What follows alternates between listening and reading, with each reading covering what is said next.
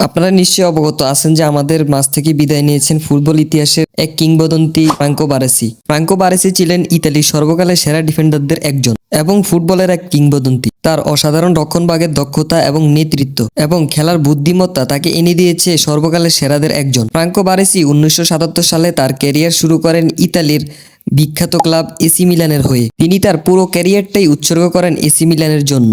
প্রায় 20 বছর ধরে তিনি এসি মিলানের হয়ে খেলেন এবং দলের অধিনায়কত্ব পালন করেন। তার অসাধারণ নেতৃত্বে এসি মিলান অনেকগুলো শিরোপা অর্জন করেন, যেমন Syria cup, UEFA champions league, super cup এবং ইন্টারন্যাশনাল কাপ, আরো অনেক কিছুই। জাতীয় দলের হয়েও তিনি সমান সাফল্য অর্জন করেন। জাতীয় দলের হয়ে 1982 সালে তিনি বিশ্বকাপ জয় করেন এবং 1994 সালে ইতালিকে ফাইনালে তুলতে তার গুরুত্বপূর্ণ ভূমিকা লক্ষ্য করা যায়। এসি মিলানের হয়ে তিনি সর্বমোট 700 বেশি ম্যাচ খেলেছেন এবং 6টি সেরিয়া ট্রফি অর্জন করেন এবং তিনি 3টি চ্যাম্পিয়ন্স লিগেরও মালিক। তার ফুটবলীয় ক্যারিয়ার এবং তার অর্জন নিয়ে কোনো ডাউট থাকার কথাই না। কিন্তু দুঃখের বিষয়, তিনি মাত্র 66 বছর বয়সে 2026 সালেই দুনিয়ার মায়া ত্যাগ করেন। তার এমন মৃত্যুতে ফুটবল বিশ্বে এবং আমাদের ফুটবল কমিউনিটিতে এক শোকের ছায়া লক্ষ্য করা যায়। এখন আসা যাক মূল কথায়। আপনাদের নিশ্চয় মনে আছে ফ্রাঞ্জ বেকেনবাওয়ার 2024 সালে ইন্তেকাল করেছেন এবং তাকে স্মরণ রাখতে কোনামি আমাদেরকে একটি ফ্রি ইপিক কার্ড দেয়। এবং ফ্রাঞ্জ বেকেনবাওয়ারও ছিলেন একজন ডিফেন্ডার, কিন্তু তিনি ছিলেন জার্মান। তো সেই হিসেবে অনেকেই ধরে নিয়েছে আমাদেরকে আবারও একটি ফ্রি ইপিক কার্ড দিতে যাচ্ছে, যেটা থাকবে ফ্রাঙ্কো বারেসির এপিক, যেটা নিয়ে শুরু হয় এক প্রকার নোংরামি। একের পর এক কনসেপ্ট আর্ট, একের পর এক মিথ্যা নিউজ এবং আনঅফিসিয়াল নিউজ এবং বিভিন্ন মিমসও লক্ষ্য করা যায় সোশ্যাল মিডিয়াতে, যেগুলো পুরো ভিত্তিহীন নিউজ এবং এক প্রকার নোংরামি বলা চলে। একজন মৃত ব্যক্তিকে নিয়ে এমনটা করা কোনোভাবেই কাম্য নয়। ফ্রাঙ্কো বারেসিকে নিয়ে কোনামি একটি নোটিশ জারি করে, সেটা আমরা কমবেশ সবাই দেখেছি।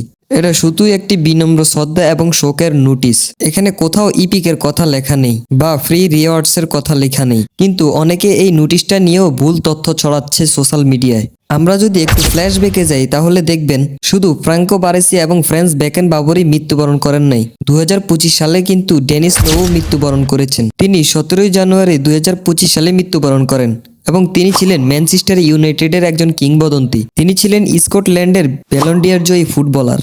তার মৃত্যুতে কোনামি এরকম নোটিশ জারি করেন, কিন্তু কোনো প্রকার কোনো ইপিক কার্ড দেওয়া হয়নি। কিন্তু কেন? আমার মনে হয় এর কারণ সবারই জানা, তারপরেও বলি। তিনি যখন মারা যান তখনই ফুটবল ইউজারদের মধ্যে এক আনন্দের ছায়া বইছিল। যেখানে তাকে নিয়ে শোকের ছায়া বইবে সেখানে সবাই আনন্দ ফুর্তি করতেছিল শুধুমাত্র একটি ফ্রি এপিক কার্ডের জন্য। কেননা এর আগেও ফ্রাঞ্জ বেকেনবাওয়ারের কার্ডটি এইভাবেই পেয়েছিল।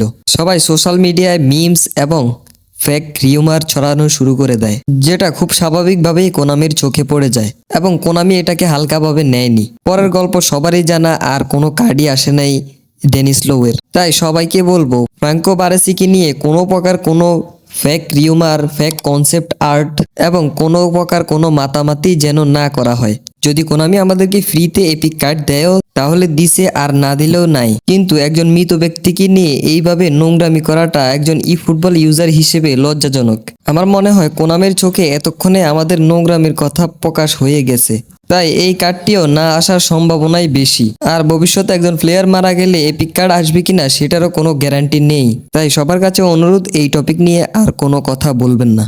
তো গাইজ, আজ এ পর্যন্তই। ভিডিওটি ভালো লাগলে একটি লাইক করে দিবেন, চ্যানেলে নতুন হলে একটি সাবস্ক্রাইব করে দিবেন এবং বেল আইকনটি প্রেস করে দিবেন। ধন্যবাদ সবাইকে।